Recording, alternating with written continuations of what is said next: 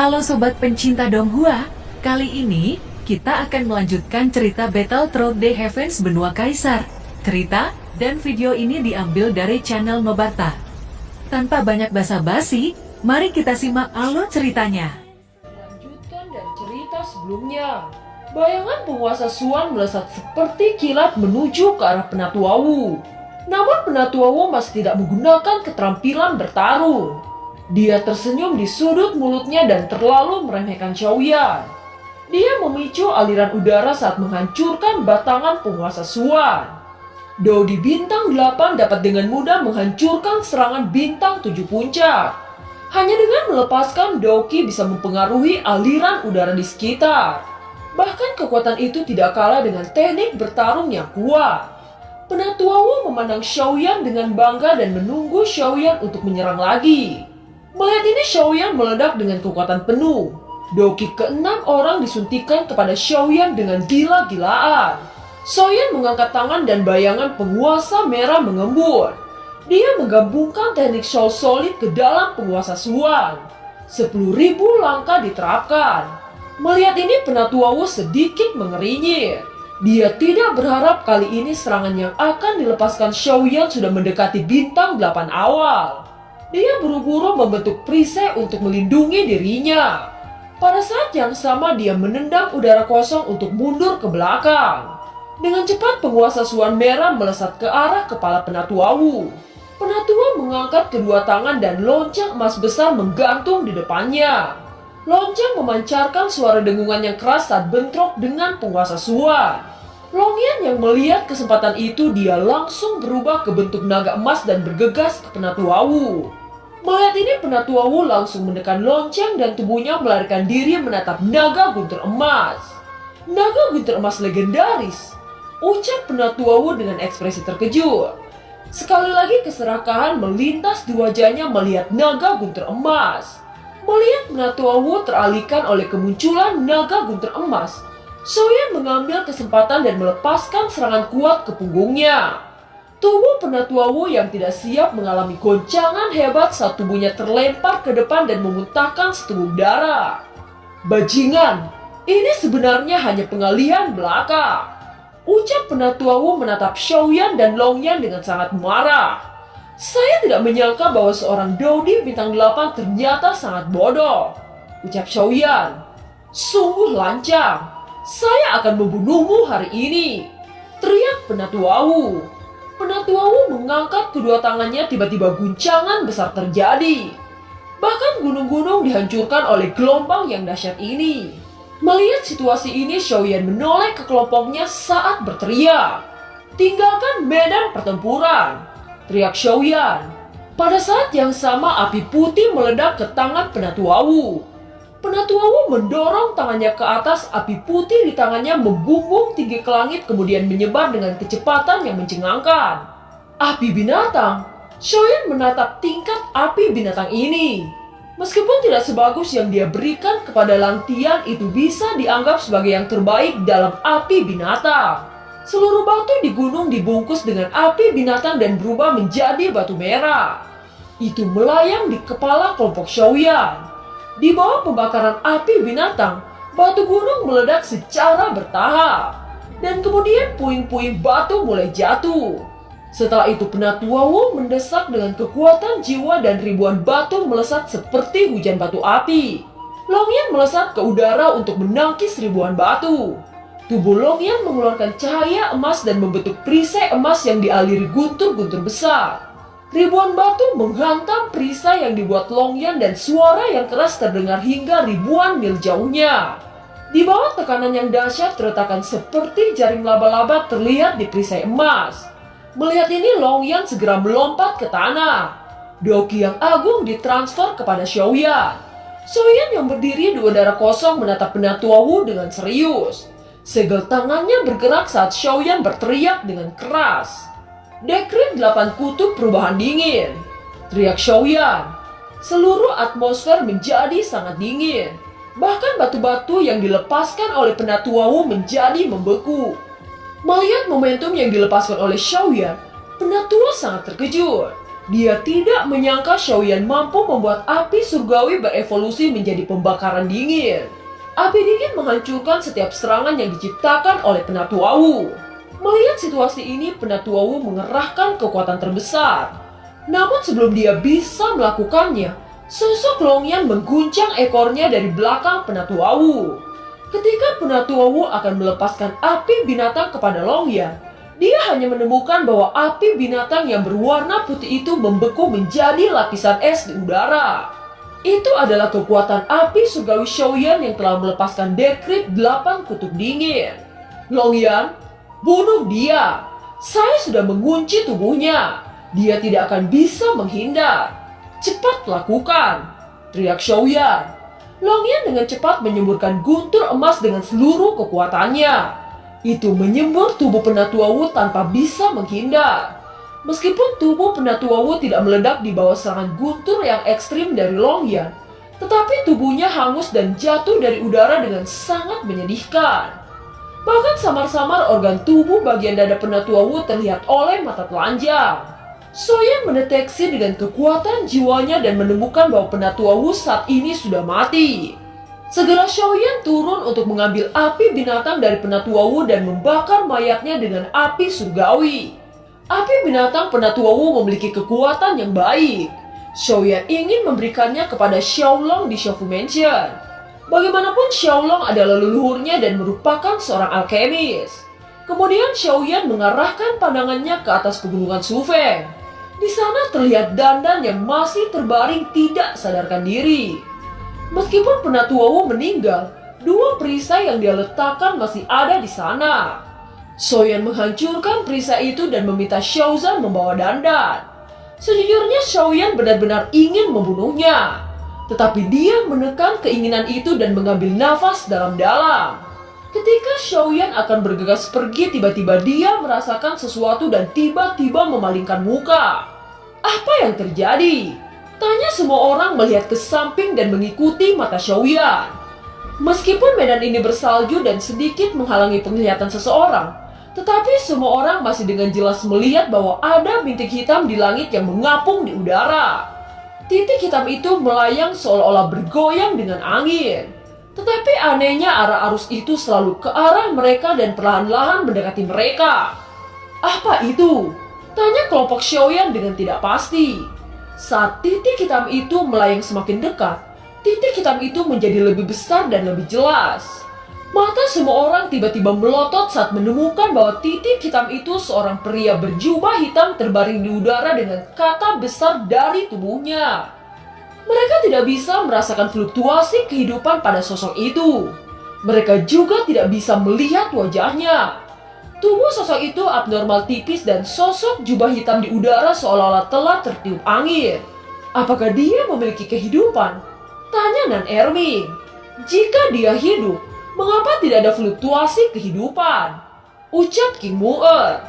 Jika itu adalah mayat, mayat apa yang bisa hanyut tertiup angin? Ini terlalu aneh. Ucap Xiaozan. Saya sudah menyelidiki dengan kekuatan jiwa. Orang ini tidak memiliki jejak fluktuasi kehidupan dan tampaknya tidak memiliki vitalitas. Ucap Xiaoyan juga mengurutkan kening. Dan masalah ini terlalu misterius. Jika itu manusia, mengapa tidak ada fluktuasi kehidupan? Jika itu adalah mayat, bagaimana mungkin ia terbawa angin? Selain itu, mayat macam apa yang cukup ringan untuk dibawa oleh angin? Saya pikir itu adalah seseorang yang memiliki metode seperti hantu. Dan karena dia datang mengikuti kita, jelas itu bukan dengan niat baik. Ucap Ziyin. Ketika semua kelompok Xiaoyan tenggelam dalam kebingungan, tiba-tiba suara tawa yang keras keluar dari sosok hitam di udara itu. Sosok aneh berjubah hitam itu berdiri perlahan dan lurus di udara. Tidak lagi berbaring terlentang. Penampilan alaminya terungkap di mata Xiaoyan. Pria aneh berjubah hitam perlahan-lahan mengangkat kepalanya. Semua kelompok Xiaoyan dipenuhi dengan kengerian. Mereka tidak dapat menemukan kekuatan sosok ini, tetapi mereka tahu bahwa kekuatan sosok ini sangat kuat. Ketika sosok ini terungkap, hal yang mengejutkan bahwa dia tidak memiliki wajah layaknya manusia. Tidak ada hidung, mulut, dan telinga. Hanya ada satu mata besar yang tumbuh di tengah-tengah wajah, dan itu tanpa pupil. Bagian wajah lainnya penuh dengan lubang nanah yang padat. Hal yang paling menjijikan adalah ada ular kecil yang berenang melalui lubang nanah. Penampilan ini tidak lagi dapat digambarkan sebagai normal tetapi menjijikan. Soyan bahkan tidak bisa merasakan tingkat fluktuasi Doki yang dipancarkan sama sekali. Jelas itu jauh lebih kuat daripada yang dimiliki oleh Penatua Wu yang memberi Xiaoyan perasaan tak terduga. Setidaknya kekuatan orang ini berada di 8 bintang tahap menengah. Kita bukan tandingannya. Kita harus siap-siap melarikan diri, ucap Xiaoyan. Ketika kelompok Xiaoyan akan melarikan diri, tiba-tiba mereka merasakan bahwa pergerakan tubuhnya sangat lambat. Mereka tidak melihat sosok jubah hitam melakukan keterampilan bertarungnya. Tetapi begitu momentum dilepaskan, angin di sekitarnya dapat dihentikan. Udara di sekitarnya akan menjadi tebal dan semuanya menjadi lambat. Kemampuan apa yang dimiliki sosok jubah hitam ini? Ucap terkejut kelompok Xiaoyan. Xiaoyan memalingkan kepalanya dan sosok berjubah hitam itu sudah dekat dengannya. Segera bau busuk yang menusuk tercium oleh Xiaoyan. Tiba-tiba segala sesuatu yang menjadi lebih lambat dipulihkan seperti sebelumnya.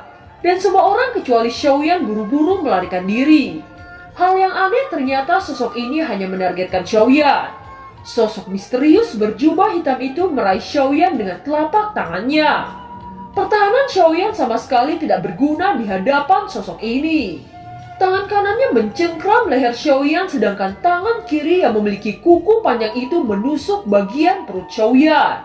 Semua orang yang melarikan diri seketika berhenti ketika menyaksikan adegan ini. Tetapi tidak ada yang bisa mereka lakukan. Setelah semua saling memandang, mereka semua langsung berbalik dan menyerang sosok hitam bersama-sama. Namun itu sudah terlambat.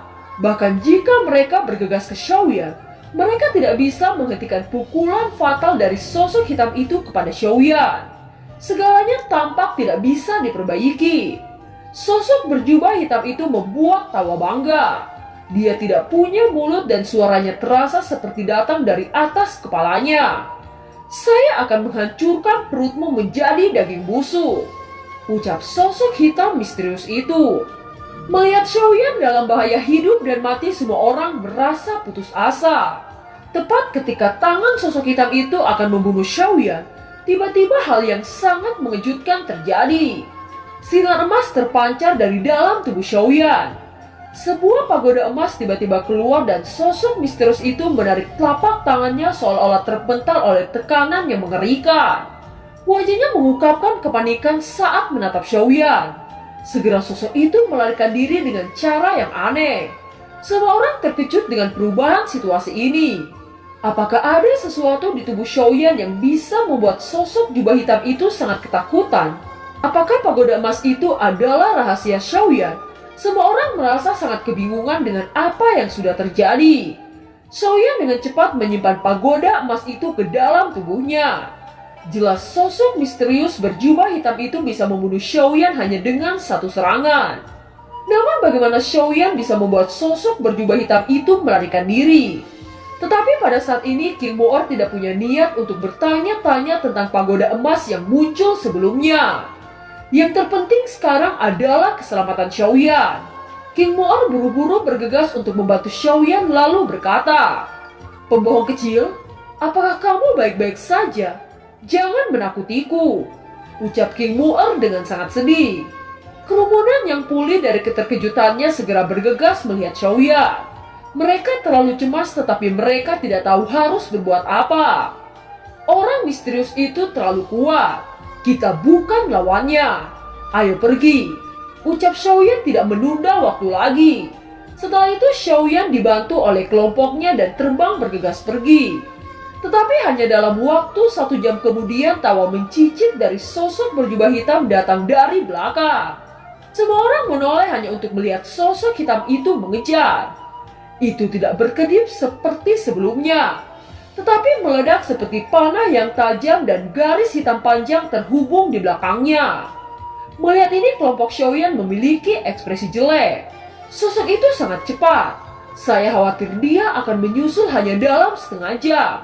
Ucap kelompok Xiaoyan terkejut oleh kecepatan sosok berjubah hitam itu.